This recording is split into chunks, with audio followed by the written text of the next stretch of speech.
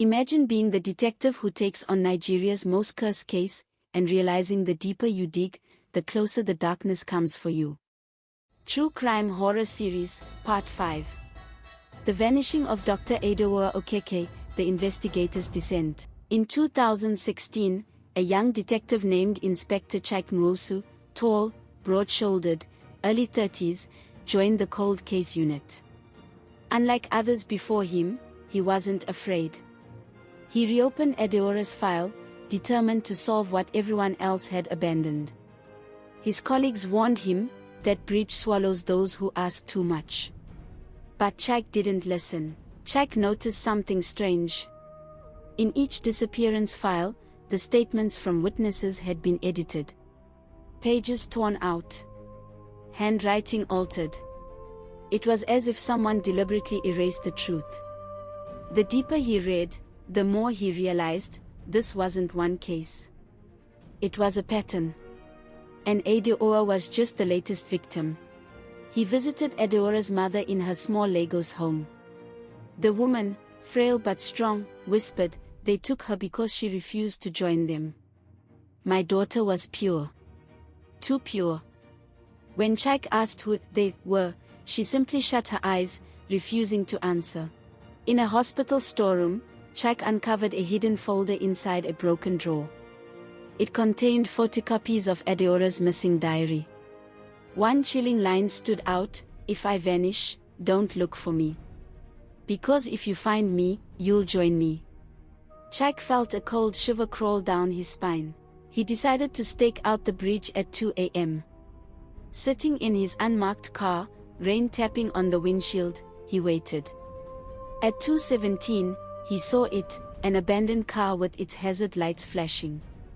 As he stepped out with his torch, he heard faint humming. A woman's voice. The same song Adaora's phone was playing the night she vanished. Through the fog, he saw her.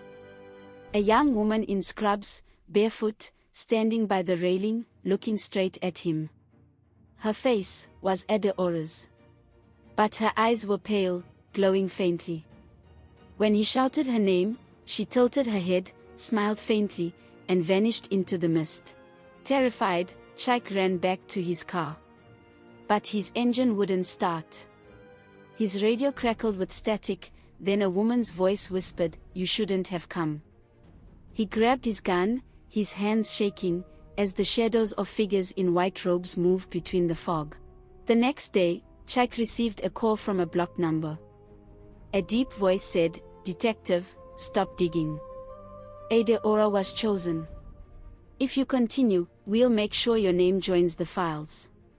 Before he could respond, the line went dead. His stomach sank, someone was watching him. Chike's partner, Officer Funmi, volunteered to help. But 1 week later, she disappeared while driving home. Her car was found on 3rd Mainland Bridge. Same details. Open door. Phone glowing. No body. Chike realized he had dragged someone else into the curse. Desperate, he visited an old traditional priest.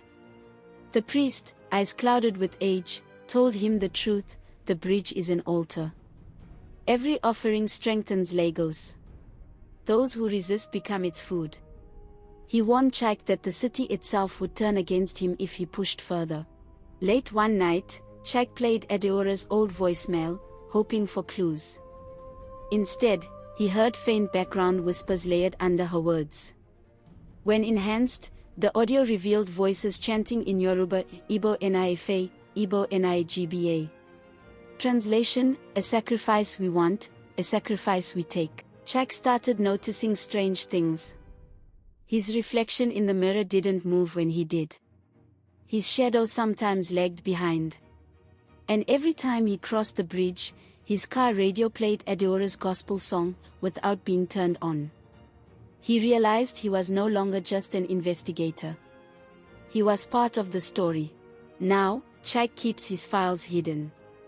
He writes letters saying if anything happens to him, the truth must be told. But he knows the cult is watching. And the bridge is waiting. The vanishing of Dr. Adaora Okeke is no longer just her story, it may be his too.